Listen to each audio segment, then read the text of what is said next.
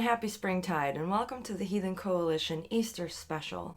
I'm your host, Dawn, and I'm going to be talking to you about the Dawn Goddess. Some people contend that there is no such thing as Ostara, the goddess never existed. There's the Proto-Indo-European root of Ostros.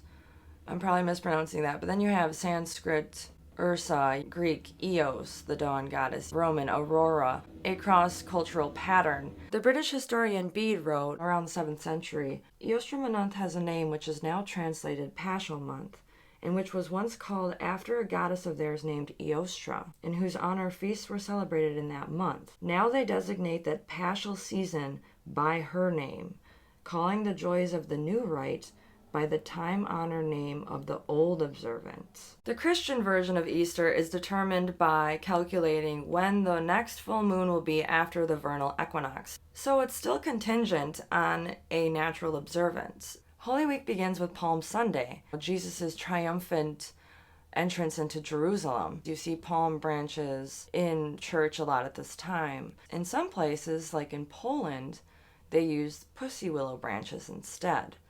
They're appropriating what's native to the area, what they already used, because they're actually celebrating spring with the pussy willow, not palm branches in the desert. In Poland, they erect these large palms to celebrate Palm Sunday, and they have a contest of who can make the tallest pillar, which the Lord, their God, detests. Don't erect pillars, is what the Bible says.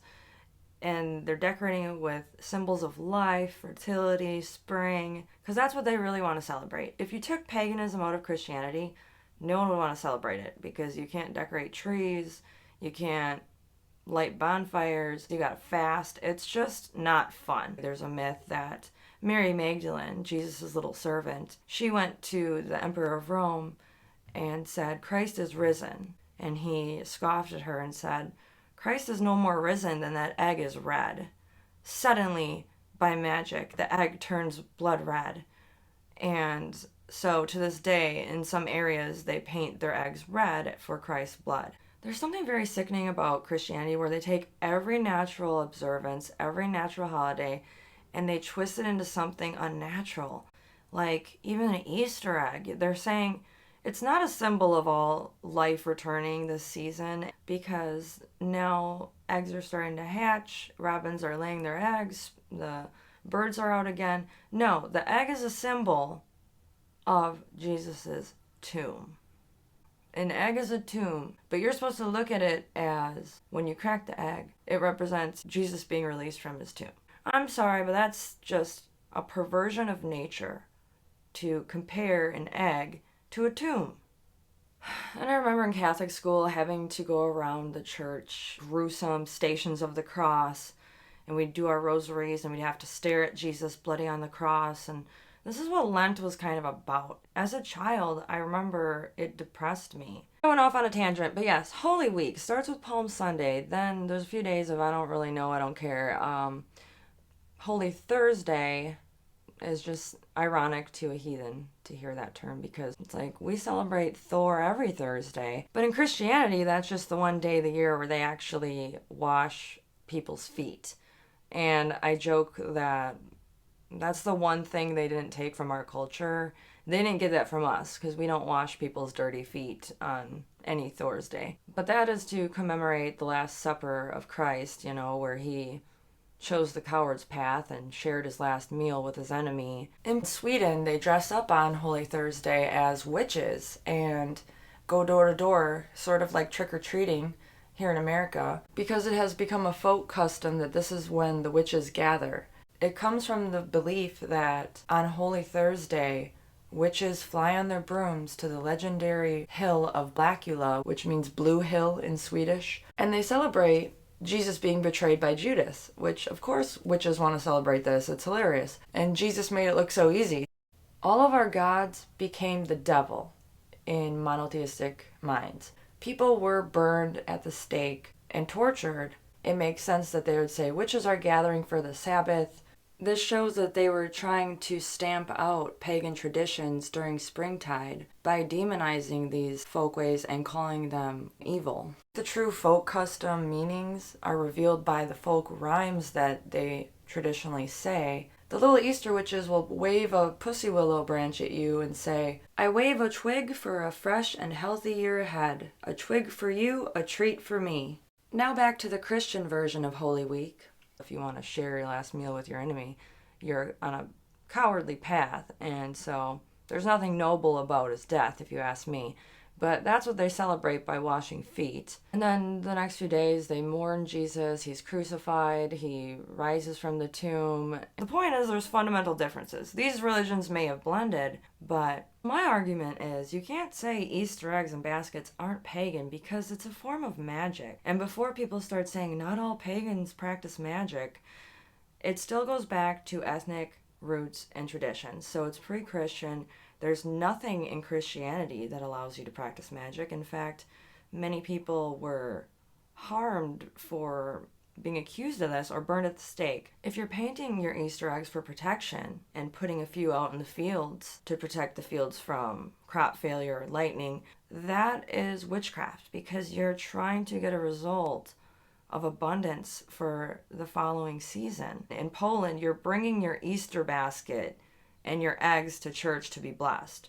This is a mixture of two different cultures. Sir James Frazer was a folklorist and anthropologist. He talked a lot about different kinds of witchcraft or magic. So I want to look at a few of these witchy heathen traditions that still take place at Easter with a critical lens using Sir James Frazer's definitions of magic. Firstly, there's contagious magic. For instance, you would take someone's hair or their nails for a voodoo doll, put it on the doll, and prick them in the stomach or the solar plexus so they get a really bad panic attack or something. That would be contagious magic because you're taking a part of that person and saying it affects the whole, in a sense. It's the concept of part affects part. The other kind of sympathetic magic is imitative or homeopathic magic. This is more of the concept of like affects like. So for example, if you're a rainmaker and you're doing a rain dance, you would maybe sprinkle rice to imitate rain falling, or you could make the sound of thunder because you're trying to evoke that. You're imitating, and that's sympathetic magic too. An Easter basket is an example of sympathetic magic because the basket with the grass in it is supposed to represent a robin's nest or a bird's nest to bring abundance. Just like in Ireland, there's a tradition where on Easter Sunday they would eat a lot of eggs. The more eggs you ate, the luckier you are. You would keep the eggshells, and it was mostly the girls that kept the eggshells. And the eggshells would be kept, and they would be painted up, and they would be hung on the May bush on May Eve. And that tradition was so many people, my mother and so many people remember doing it, right? And we see the same thing with Yule. They decorate Yule trees, right? At Easter, in Germany and other places, they have Easter trees in Scandinavia where they would put eggs on the trees. And eggs being a symbol of fertility and life, it seems to evoke that they want the trees to do well and blossom and bear a lot of fruit. April showers bring May flowers, and April is Easter month. So there is a large body of folklore that has to do with water during the time of Easter. In Ireland, for example, they believed that the water of Easter had special magical properties, and you would keep the water for May Day or Beltane, which is an ancient Celtic holiday. You'd go for the Easter water to the church and bring whatever, a couple of containers of it anyway, and you'd keep it until the 1st of May. And you'd do the house first with it. Spread the Easter water around the house and on the animals and in the fields to give you good luck. You wouldn't have good luck if you didn't spread it, the Easter water. So you have people saving water from a Christian appropriated holiday and saving that water for another pagan holiday. Nothing pagan there, right? Rain on wet Monday is considered to be a good omen. People believe that on this day the water heals all diseases and also brings strength and beauty. But at the end of Holy Week, after Easter Sunday, we don't really celebrate anything in America. In Europe, however, they still celebrate an ancient pagan ritual. Legend has it that boys doused girls with buckets of water and spanked them with willow branches to raise their chances of getting married. Monday, April 13th of this year is going to be Wet Monday. They call it Smigus in Poland or Ducking Monday in Hungary. It's all over Europe though. According to tradition, being doused with water is a very good omen for the future. So this goes back to pre-Christian times. This is an incredible opportunity to cultivate our culture. We want to do the same that our grandparents and great-grandparents did. This is sympathetic magic because they believe that the women are representative of flowers or plants in the spring, and they have to water these women so they bloom and they don't droop. So it keeps you youthful, beautiful, healthy. When they do this, they also, in some areas, will whip the women with the sacred pussy willow. In the Slavic countries where they like to spank women with pussy willow branches around Eastertide, that has nothing to do with fertility, right? It has to do with reenacting the wounds of Christ and how he suffered, how he was tortured. Again, the church has to make everything fun into something depressing. It doesn't add up because the folk rhymes that they're saying along with whipping people are wishing them well, wishing them luck in the new year. It's witchcraft and it's actually spell work to do these charms, but they're saying it has to do with the torture of a human being thousands of years ago in the Middle East. So when they appropriate this symbol for Palm Sunday, I think it had prior ethnic meaning. I want to briefly explain the significance of the pussy willow. At Eastertide, it's part of the ethnoflora and the folk customs. Well, there's one Polish legend that some kittens were playing aside a riverbank and fell in when they were chasing butterflies. The pussy willow tree growing there took mercy on them and bent down its branches to rescue these kittens. That is why the pussy willow, they look like little cat's feet.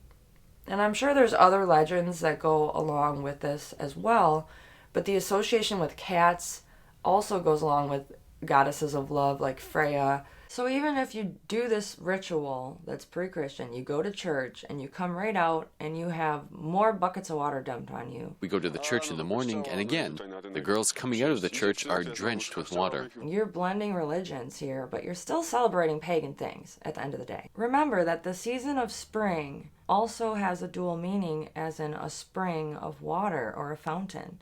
In Germany, it is another form of sympathetic magic where they create these elaborate fountains out of flowers and greenery, and they're called Easter Springs or Osterbrunnen. So this tradition, if it doesn't come from Christianity, where does it come from?